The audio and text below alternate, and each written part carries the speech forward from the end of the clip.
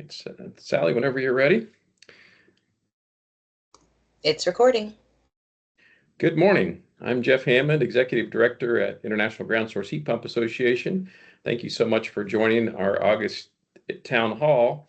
And thank you, GeoExchange, for sponsoring this Town Hall. We have a really exciting presentation today.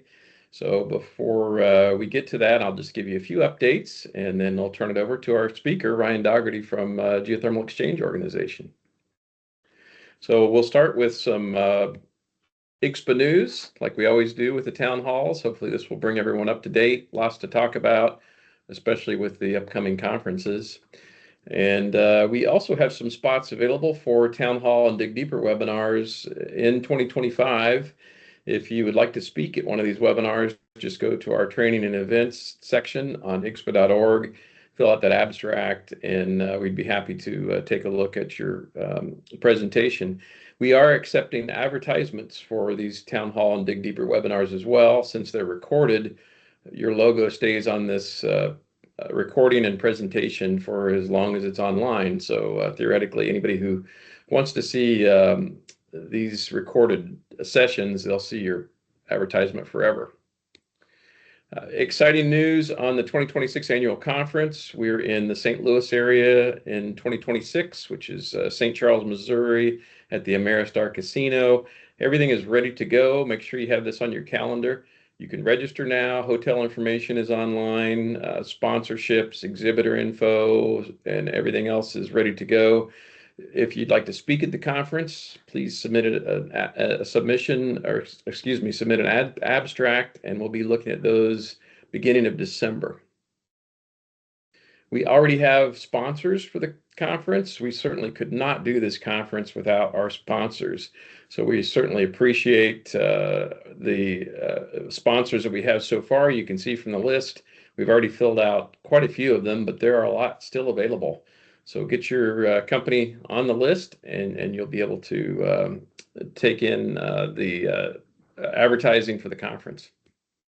We are also getting some exhibitors filling out the space. This is a really large exhibit space in 2026. You can see here there's still a lot of spaces available, but we have a 20 by 20 already reserved, a 10 by 20, and some 10 by 10s. Our research conference, which is every 2 years, is in Vienna, Austria in 2026. That information is online as well. So if you're interested in that, go to IGSHPA.org and you'll be able to find more information there. I've mentioned this before, but the 2025 edition of the C448 Design and Installation Standard has been published. IGSHPA members get a pretty big discount on this standard. So if you're not a member, you might want to consider joining. This is one of the many benefits of being an IGSHPA member. We could certainly use your help with our database projects. We're putting together applications as well as licensing and CEU requirements. Because our members are in the field on a daily basis, you certainly have good access to this information, and we'd love to have your input there. GeoOutlook magazine, if you didn't get this in your email, please let us know. You'll want to make sure you're on the list, and just contact info@igshpa.org to get on the list. This just published the last week of July. It's an all-new format. I hope you like the new format. It's a little bit more of a PDF format than an ebook, so it should be easier to use. And this is one of our biggest issues that we've had in quite some time. So let us know if you have any feedback on that. We are accepting articles and advertising for January already. So get ahead of the game and get your information out there. If you'd like CEUs for your certification renewals, just simply add your email and name in the chat or in the Q&A, and we'll record that in your record. You can also get CEUs from watching this recording. So you can see here the webinar code. That will be needed if you're watching this recording. You do not need this code if you're watching this live. Just submit your email address and name. But if you're going to look at this as a recording, you will need the code in order to get those CEUs. And just some housekeeping. We'll turn this over to Ryan here shortly. And if you have questions for him, please put your questions in the chat or Q&A. I will read those at the end of his presentation. If we don't get to all the questions, then we will get back to you after the presentation. This will be recorded so that you can watch this session later on. And also, there are some security settings that some organizations have that may not let you use chat. So you might have a message that looks like the one here on the right-hand side. You may need to click OK in order to use chat. If you still can't use chat, we've turned on Q&A. Hopefully that allows you to use that feature for asking questions. And if that doesn't work, just raise your hand and I'll unmute your mic. Just a quick disclaimer and potential conflict of interest, and then we will turn this over to Ryan. The upcoming presentation represents the opinion of the presenter and does not represent any official position, opinion, or endorsement of any products or services by IGSHPA or its members. IGSHPA town halls and Dig Deeper webinars are for member updates and education on the latest information in the geothermal heat pump industry and are not meant to endorse one technology or brand over another. It is the presenter's responsibility to disclose any conflict of interest or position that may arise in the content of the webinar. Our presenter needs no introduction, but I'll read his bio anyway. We certainly appreciate Ryan Dougherty doing this presentation today. Ryan is Executive Director of the Geothermal Exchange Organization, a national trade group representing the geothermal heat pump industry. He has extensive experience in public policy and governance, most recently serving as Deputy Director of the Illinois Healthcare and Human Services Framework. A decade in public service has helped inform his new role as an ambassador for geothermal heat pumps and building decarb, helping policymakers and energy professionals understand the technology's potential. So it's my pleasure to turn this over to Ryan Dougherty. Thank you so much for joining us today, Ryan. Thank you, Jeff. It's a pleasure to be here. Can you see my slides and hear me okay? Yep, I can see the slides fine and hear you fine. Thank you. Okay, great. Thank you. Well, thanks everybody for dialing in. Huge thanks to IGSHPA, Jeff, Sally, and the whole team. It is such a privilege and an honor to work so closely with the folks at IGSHPA who are really doing tremendous work. So we're gathered here today to talk about the One Big Beautiful Bill Act, which is a mouthful, but the last reconciliation package had a funny name as well, the Inflation Reduction Act. So I think that there's a habit of giving these big packages funny names. So I'll call it the big bill or the reconciliation package for the purposes of this. It was done through the reconciliation process, which is a sort of a parliamentary maneuver for budgeting that Congress can utilize to get around the 60-vote threshold for the filibuster. And if you were paying attention to the news earlier this year, it was obviously quite a centerpiece of federal policy and activity. So if you're unfamiliar with our organization, the Geothermal Exchange Organization, or GeoExchange for short, we are the voice of the geothermal heating and cooling industry in Washington, D.C., and in a number of state houses around the country, focused on public policies and advancing good policies that support the accelerated deployment and uptake of the world's greatest heating and cooling system, geothermal heat pumps. I spent a lot of time in DC this year and kind of mixed results. So President Trump demanded that the bill get done by July 4th. It was a monumental achievement. I think everybody was shocked that they were able to pull it off. There's a photo of him on the South Lawn of the White House on Independence Day, inking the legislation and enacting it into law. I think a lot of the media coverage of this legislation has focused on the implications for the healthcare sector and different government programs.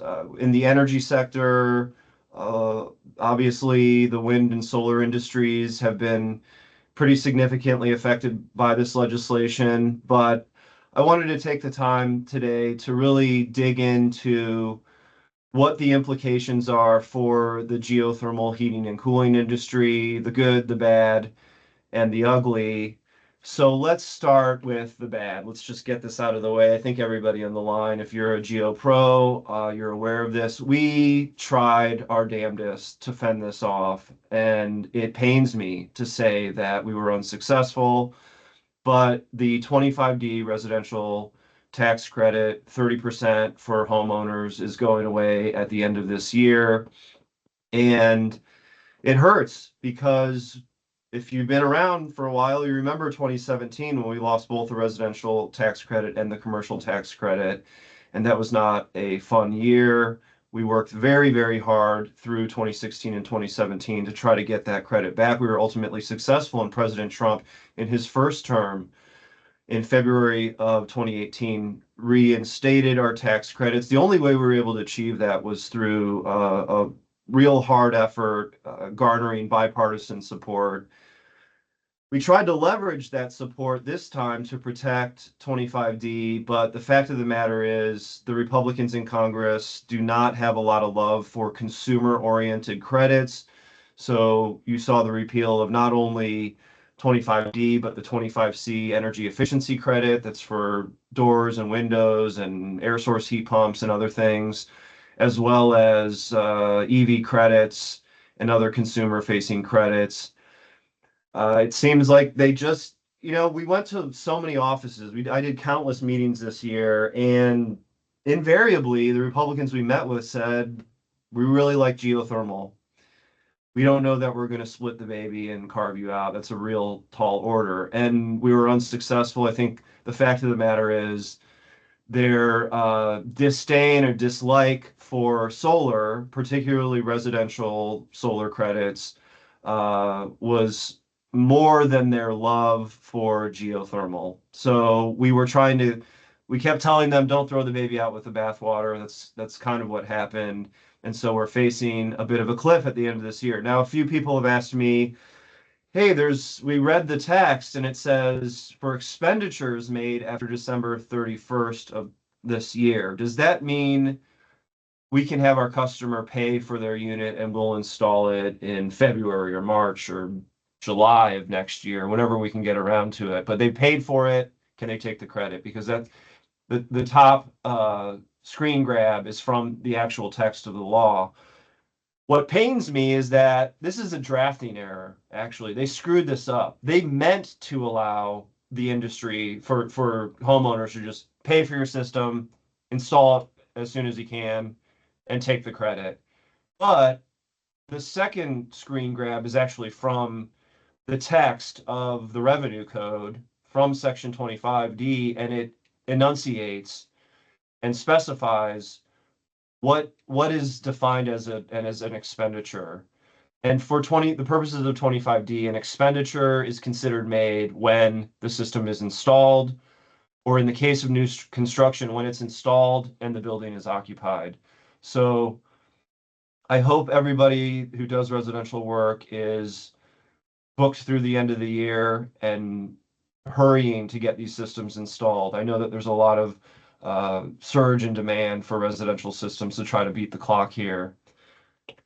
More bad news, the 179D commercial energy efficient commercial buildings deduction, it terminates midway through next year. So you've got, unlike 25D, you don't have to place it in service, but you have to have your project begun by July 1st of 2026. The 179D credit is a per square foot tax deduction for energy efficiency improvements made over a specific performance baseline, and it's stackable with the Section 48 investment tax credit, the commercial credit. So I've talked to a lot of project designers and developers who have building owners that put together 179D and 48, and it's a pretty potent financial stack in the scheme of a particular project. So I would urge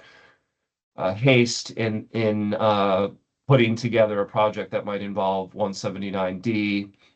I don't know if Jacob Goldman with Energy Tax Savers is on the line, but I always think of ETS as something of an expert. They've consulted with a lot of people around 179D and continue to do so. The good news, the Section 48 investment tax credit for commercial systems is untouched. They just left us out of the bill. We're absent. When the Senate version came out, we were looking through it because in the House Ways and Means Committee had actually trimmed 3 years off the back end of the Inflation Reduction Act schedule for the investment tax credit. The Senate gave us that back and just left us alone. So we were looking through the bill hurriedly, trying to find where are the tax provisions for the commercial sector or segment, and they were absent. And so the credit remains. It remains available until 2035. And the table that is here was put together by Bob Wyman, who I've been consulting with extensively in the wake of the big bill, and is going to chime in a bit with some additional insights when we get to some of the more complex provisions of the law.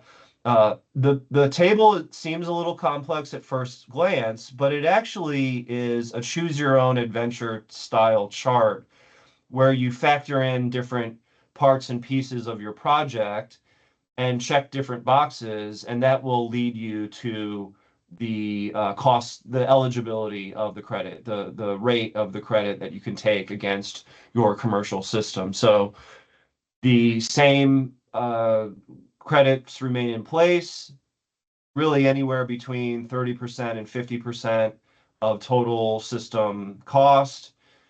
How do you get to 50%? Well, there's the domestic content bonus of 10% and the energy communities bonus of 10%. You put those together and you can get up to half of your system paid for in the form of a tax credit. If you are a non-taxable entity like a church or a school or a unit of local or state government or a rural electric cooperative, you can get a direct payment for up to 50% of your system costs. And we know that there are many schools and churches and others that continue to get those payments for projects they've done. Those provisions will remain in place until 2035. They also brought transferability. So if you are a taxable entity and want to sell off your credit or any portion thereof on the market, you don't have the tax liability to offtake the entirety of the credit. You can sell it or transfer it. They brought that back in one of the late amendments on the floor of the Senate right before final passage. And one other somewhat noteworthy thing is that FIAC, which is giving a lot of people headache in other sectors and other technologies and industries, FIAC stands for Foreign Entities of Concern. And for other technologies, they have added provisions that stipulate you can't get equipment or components for your system from countries like China, Iran, and Russia. I don't think a lot of people are sourcing solar panels or wind turbine equipment from Iran, but certainly there are parts and pieces that might very well come from China. So this is causing a big headache for our friends in the wind and solar industries, and those provisions just do not apply to us. Something that has gotten a lot of attention in the bill is a snippet, really one sentence of language that was added in the nearly 900 pages of legislative text, and it is a special rule for geothermal heat pump. I've been working alongside numerous others in the industry for, golly, I think over 4 years now, to try to get third-party ownership models stood up. And something that has always been an impediment for us is something known as limited use property doctrine, which is a long-standing leasing policy at the IRS. And essentially, it means that if for something to be characterized as a lease, you have to be able to take the leased equipment back at the end of the lease term, and it has to have residual value. the solar industry successfully convinced the IRS that they could meet those prerequisites and could take the panels back at the end of the lease term. They would have salvageable residual value. We're not going to dig your loop. Nobody's going to dig your loop out of your front yard after 15, 20, 25 years and take it back and use it for something else. So really, we just needed a workaround or an exemption to get past this, to get to the ability to lease. And we've been granted that here. I don't know if this is a consolation prize of some sort for taking away 25D, but it is a monumental achievement. And we had been asking Congress to help us. In fact, during the Biden administration, numerous senators and U.S. representatives wrote to Treasury asking them to address this. Treasury ultimately wrote back and said, no, if you really want this, you need to change the law. That is exactly what we've done here. And so we're going to get into this a little bit more in a few moments, but I think this represents a new chapter in the evolution of the geothermal heating and cooling industry. The ability to build out new models, new businesses that operate in new ways and take advantage of the existing long runway of tax provisions, and innovate in the industry in ways that are not unlike the solar industry. We've kind of seen this playbook run before, and we saw the solar industry standardize contracts around residential power purchase agreements and leases. And you can look at the scale or the deployment numbers of photovoltaics in the US, and there's a significant ramp that's directly tied to third-party ownership of solar systems. Another provision maybe hasn't gotten as much attention, but has the potential to be quite impactful is the addition of geothermal to publicly traded partnerships. So you could set up a master limited partnership, which is the way that a lot of oil and gas businesses are structured. There are certain tax advantages of MLPs. You're able to essentially avoid taxes by passing profits to a set of shareholders. This is something that numerous industries have asked for some years. There was legislation kicking around the Senate, bipartisan legislation that had been moving through the Senate and the House in various forms for, I think, nearly 7 or 8 years now. That finally came to fruition in the bill, and so I surmise that we're going to start seeing ownership structures set up as MLPs to own and take advantage of the tax benefits associated with that sort of structuring. One thing that is noteworthy is the elimination of 5-year depreciation for energy property. I'm not exactly sure why they did this. I think it had minor cost savings for that they could use as an offset to pay for some of the tax break extensions. I can't imagine the savings were that great, but the fact of the matter is we are no longer eligible for 5-year accelerated depreciation. It seems true that we are eligible for some accelerated depreciation and the new bonus expensing that has been made permanent in the law. Our tax counsel has advised us that we likely would be treated as 7-year property. But I would urge anyone that is doing a commercial design, financing, building the financial stack for a commercial project to work with your own tax professionals to work out the exact depreciation treatment for your project. So, what's next? It's deja vu all over again, to quote Yogi Berra. I think he said that, one of his famous Berra-isms. This is really reminding me of the time post-Inflation Reduction Act, where all of a sudden we needed to turn to implementation. And some of the folks that were at the House Ways and Means Committee and the Senate Finance Committee, which are the tax writing committees that crafted the big beautiful bill, uh, a number of those staffers who wrote this legislation, they put the pen to the paper. They the good, the bad, and the ugly, and the thing was a rush job to get it on the president's desk by July 4th. There's a few mistakes and things to work out, but a lot of those folks that wrote this are now moving over to the Treasury Department to work on implementation. So just as we worked for 2 years, really more than 2 years, on a whole host of implementation issues related to the IRA, so now will we turn to implementation of the Big Beautiful Bill Act legislation. So we have already talked to administrative officials. We have meetings that are being set up to talk to the Office of Tax Policy, which is really the Treasury Department that is going to be responsible for calling the balls and strikes. The Joint Committee on Taxation that does all of the scoring and kind of the oversight of the law itself will be releasing their blue book, presumably sometime next year. That's an exercise that takes anywhere from 9 months to 24 months. We think that it'll be on an accelerated time frame this time. The blue book really kind of elaborates on congressional intent in the law, and it may have implications for some of the provisions. So we'll be looking for the blue book.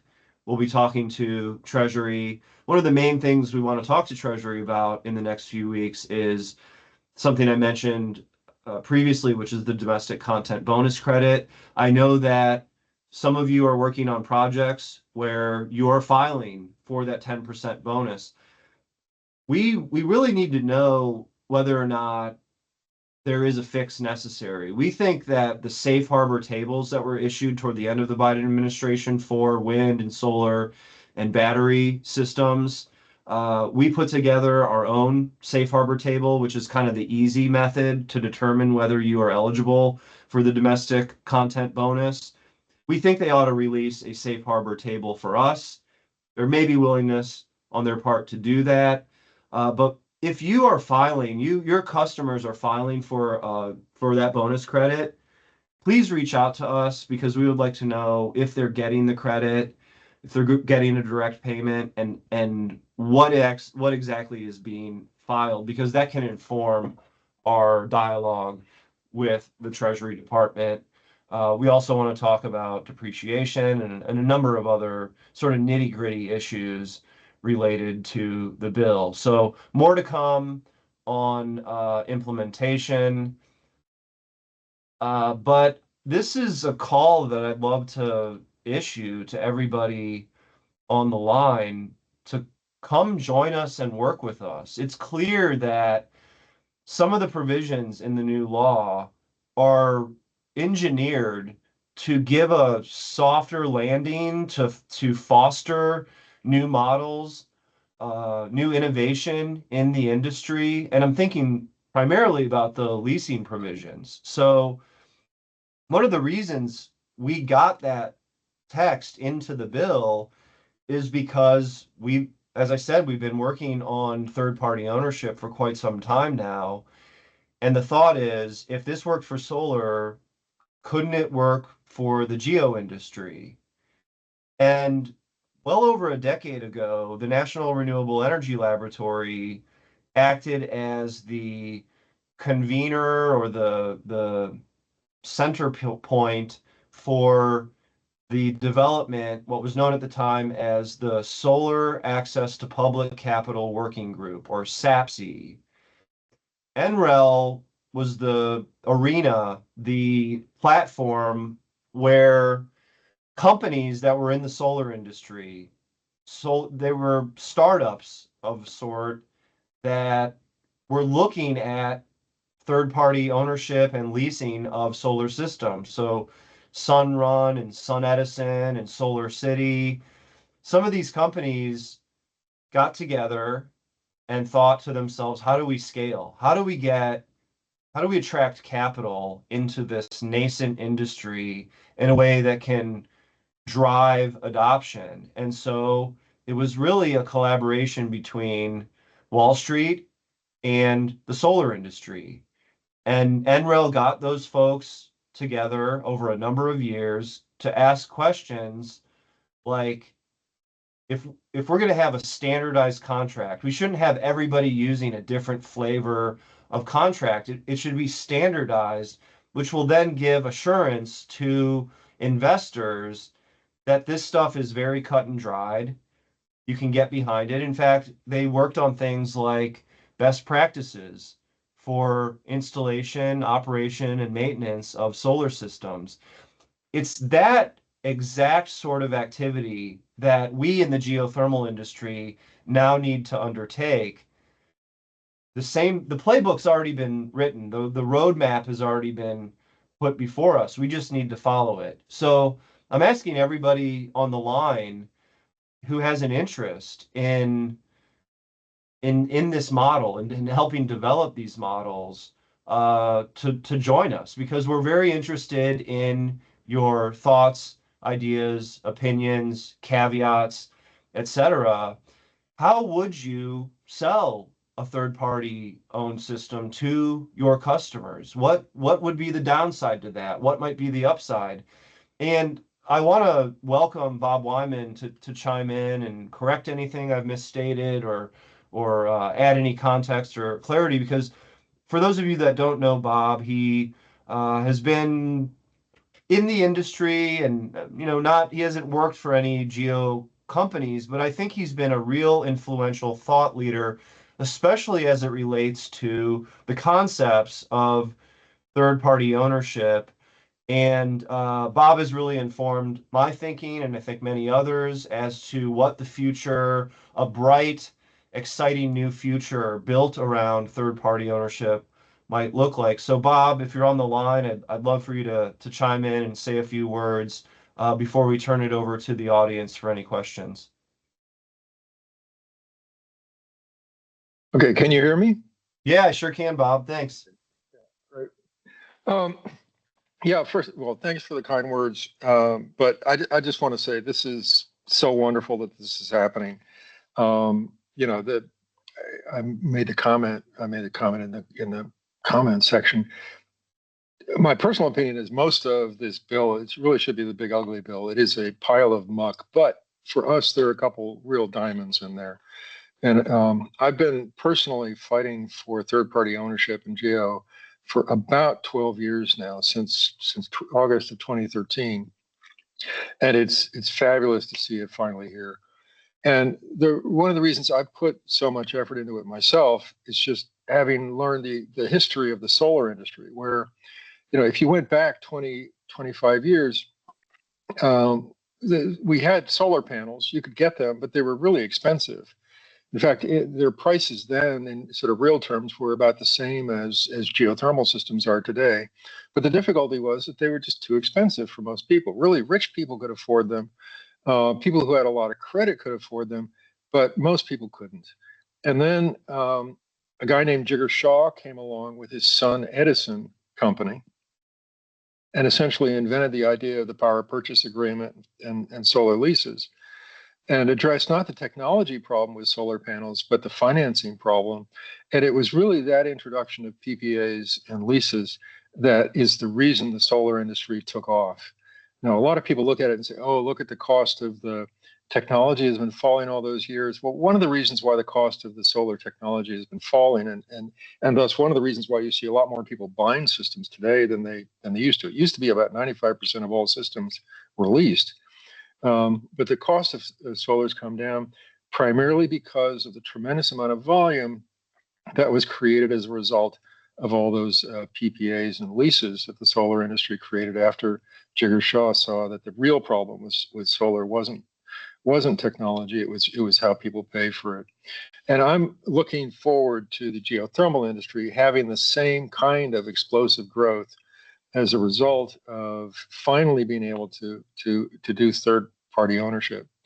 I think as Ryan explained, in the past, even though virtually every other business that runs has been able to get depreciation on their assets, and almost every other energy property was able to get tax credits of some kind because of the limited use rule and a couple other things.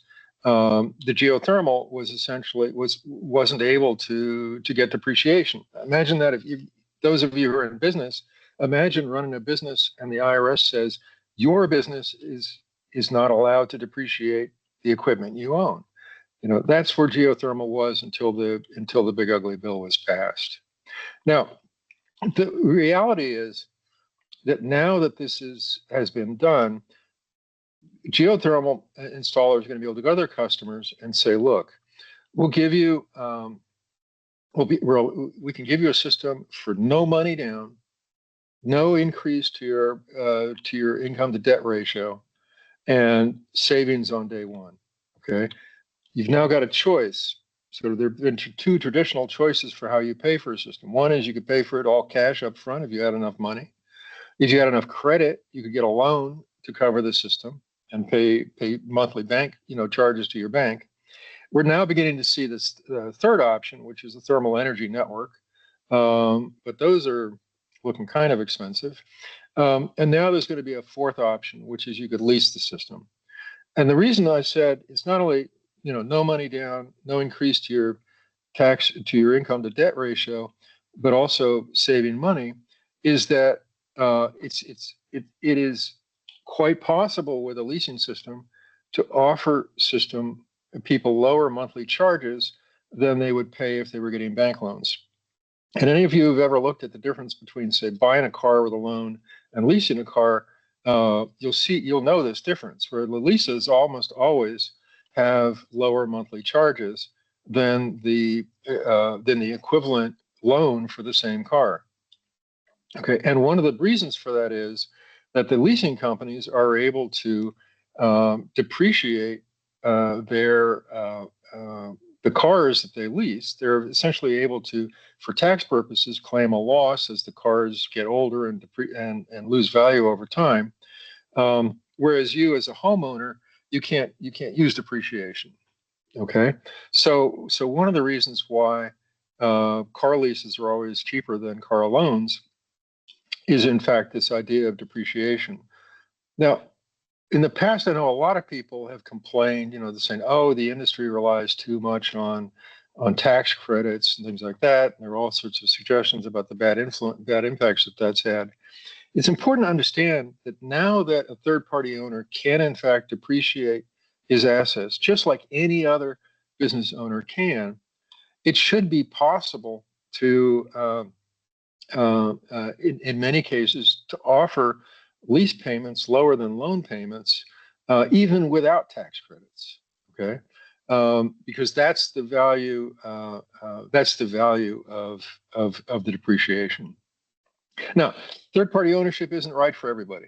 Okay, a lot of people are going to be really insistent on owning all the equipment on their property. They don't seem to have the same concern about all the gas company equipment or the oil or the electric company equipment. But nonetheless, people are going to insist on owning all the equipment. So not everybody's going to want to go with third-party ownership. Some people are going to have enough credit so that they can get the loans on their own and maybe make a big down payment to get their monthly payments low. But for a large number of people, I would suggest the majority of homeowners, third-party ownership is going to allow them to essentially get to the cheaper, to afford to get to the cheaper way of heating and cooling their homes. It's going to be particularly important in state programs that are trying to help, for instance, low and moderate income homeowners. Instead of having to do what a lot of them do now, which is to hand out grants and just pass all kinds of cash to people, it'd be a lot cheaper for the states if instead what they do is they do credit enhancement on leasing systems. Anyway, that's a little more complicated, but essentially there's no question third-party ownership isn't for everybody, just like third-party ownership wasn't for everybody in solar. Even in the days when almost 95% of all solar systems were leased, there were still 5% of the customers who insisted on paying for the stuff outright. And we're going to see that same pattern in the geothermal industry. It might be larger than 5%. I think probably it would be larger than 5%, but still, what's happening here is essentially is that installers of geothermal systems are being given the option to now offer to their customers another way of essentially financing or purchasing their system in a way that should be at monthly costs, which are lower than they would have had to pay if they had to get bank loans. And I think that it's a marvelous opportunity. And I think we can look forward to the industry growing dramatically as a result of the introduction of third-party ownership. Okay, I think sorry, I probably said more than I said I was going to say. No, Ryan. that was great, Bob. I would have cut you off if you overdid it. But no, that was wonderful. And look, we've got like 18 minutes to talk and answer questions, and I think quite a lot had been posted in the chat or the Q&A section. I don't know how you want to handle this, Jeff. I'm happy to read them or. Sure. No, I'll get some in Q&A and in chat. I'll read those, and maybe you and Bob can respond if that's okay. Also, do you want people who are interested in your working group to put their interest in the chat, or do you want them to contact you? I see in your Please. slide. Yeah, thank you for asking that, Jeff. A couple things. I should have said disclaimed right at the top of the hour that I'm neither an attorney nor an accountant. Get your own attorneys and accountants, but we have a pretty good understanding of the bill, but we have to just disclaim that we're not tax professionals, and this should not be construed as, professional tax advice.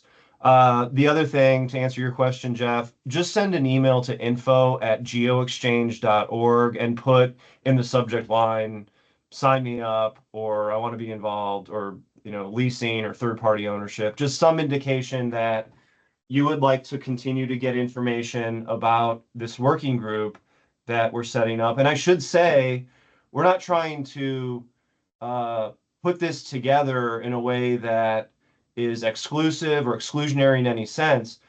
We've been in touch with NREL. We're hopeful that the feds get involved in this as they did previously with the solar industry. And so whether that looks like a collaboration or partnership, or NREL just taking the thing over and acting as they did for the solar industry as the clearinghouse and the focal point for the activity, we just think we got to get the ball rolling. Like, there's no time like the present. Let's start doing this. Let's start figuring out what the contracts look like. Because if you go to SEIA, the Solar Energy Industry Association's website, there's a page that has model leases and agreements that were developed within SAPC. The ones that they put together in coordination with one another through that process over a decade ago are still in use today by the industry. So let's get the ball rolling. Send me an email. We would love to have you participate. So let's dive into some of these questions, Jeff. Great. Thank you so much, Ryan. And we will keep our members up to date on all the latest as well. Ryan has an article coming coming up in our August newsletter. So we'll keep members up to date. We have a lot of questions, so we probably won't get to all of them, but we'll take note of the ones we don't get to, and then I'll work with Ryan. We'll follow up accordingly. So the first one is from Al. He says, in Colorado, we cannot get residential drilling done in 2025. What are your thoughts on deductibility if the geothermal heat pump is installed in 2025 with a temporary air source heat exchanger, or the ground heat exchanger is installed later? I suspect the answer is that it's not deductible in 2025. Any thoughts, Ryan or Bob? Well, I think by deductible, Al means eligible for the tax credit. And I'm not touching that one with a 10-foot pole. You're getting into a real gray area that could be, depending on the tax consultant you work with, I think that you may get a different answer. So those are the sorts of gray areas that might come into question as we approach the end of the year. What really constitutes installation of a geosystem? If you've got, a 20-ton residential system for a big McMansion, and you just punch one small bore hole in the ground and you hook it up and you sort of have a functional system, but you're going to finalize it in out into next year. Does that qualify in some sense? I don't know, and I really can't answer that question. All right. Well, then that sounds like a tax attorney question. Let's see here. Richard has a question. I believe Bob answered it about utility ownership of individual ground loops. Richard, if you did not feel like that question was answered, please type another one. Joe asks the question, can you spend more time on bonus expensing? Is that now locked at 100% first year? Where can the text be found? Yeah, and I think Bob answered that one. Yes, bonus expensing, 100% bonus depreciation has been made permanent by the bill. And then Bob, in his reply to Joe, elaborated a bit on some of the complexity with bonus expensing. There have been, actually, I just found this yesterday. This is kind of a neat, I'll throw this in the chat. And I haven't read the whole thing, but I was looking for something on depreciation and found this very recently uh, published guide to depreciation pursuant to the big bill. So the link I put in the chat may be useful. I've found all sorts of other great resources online about bonus expense. The big accounting firms, KPMG, EY, PwC, they all seem to have little explainers that have gone up on their websites about not only 100% bonus depreciation, but some of the other tax provisions of the law. Okay, very good. Thank you, Ryan. Well, I think Walter's question may have been already answered. Could a lease system of ground loop heat exchangers serving residential homes qualify for the commercial project rebates that still exist? I think you've addressed that. Yeah, 100%. That's a huge incentive to set up lease businesses, leasing structures that take advantage of 30 to 50% ITC. And Victor has a question. Were there any changes that impact interdependence test / dual use applications as it pertains to Section 48? No, it's a great question, Victor, and certainly relevant to your interests. So this is a question that relates to the final rules that were published right toward the end of the Biden administration by Treasury concerning the definition of energy property and what qualifies for the Section 48 investment tax credit. There were stipulations in that guidance from Treasury that as to requirements on functional interdependence and dual use equipment. And to my knowledge, those all remain in place. I don't think anything in the law changed that. Thank you, Ryan. Charlie gives us some insight from the UK. Apparently, Rendesco, a contractor and last mile investment group, are already doing this in the UK as a utility structure, owning the system and charging a monthly fee to the end user, making heat networks accessible and affordable. So that's good to know. Tom asks about third-party ownership. Have they established a term length to the ownership? I.e., can a homeowner buy back the unit for X dollars after Y years while still allowing the third party to capture the credits? Bob, do you have an opinion there? Yeah, that's the buyback question. Sure. There's nothing in the law that prevents a lessee from buying back essentially, or from buying the property which is leased and essentially buying out of the lease. The only thing is that the law sets up a number of requirements for the terms of such a buyback agreement.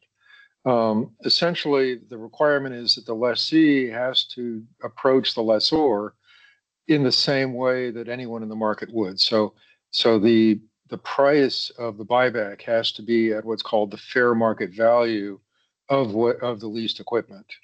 And you'll find this if you now that can be complicated to calculate. If you've ever leased a car, they get they always take your car back after like 5 years or something. You can buy the car if you really want to keep it, but if you do, you don't get a deal because you owned it for the last 5 years. You essentially have to buy that car from the leasing company at its fair market value or whatever would be determined if it was auctioned. You can win the auction for your car. And that's the basic rule here. So, and personally, I think if anybody is leasing equipment without giving the lessees the option to buy back, I think they're just crazy, because that's precisely the sort of thing which is going to get people unhappy. If you're saying you got to sign like a 20-year lease with me, and there's no way to get out of it, even if your income increases or you decide to reallocate your funds or something like that, you're just going to create a lot of resistance in the customer base. So, I would suggest that, first of all, it is possible to do as long as you follow the rules. And frankly, if anybody is leasing equipment without a buyback, certainly after the 5 years of the tax recapture period, I think they're just crazy. So yeah, expect buybacks to be there, and expect some people to take advantage of them. I don't think it's going to be a lot of people, but buybacks will be valued much more by customers than would be evidenced from their using them. There's no reason from a financial point of view not to provide a buyback.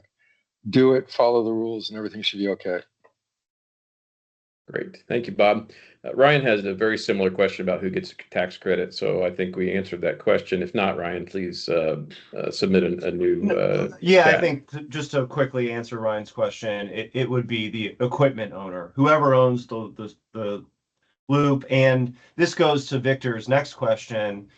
You gotta own at least one heat pump. So if you're talking about a third-party owned single family home or single building type arrangement where there's a single closed loop ground heat exchanger and there's presumably one unit in the home, you got to own them both. The whole functional interdependence concept that was introduced in the final ITC rules late last year is still in place. There is, and this goes to Richard Donnelly's question, there is still that loophole that they created at our behest. We made enough noise that they kind of gave us a strange out in those final rules where, regardless of how big your loop field is, so let's say it is a thermal energy network that covers city blocks and costs tens of millions of dollars to install, and you got one little old heat pump connected to it,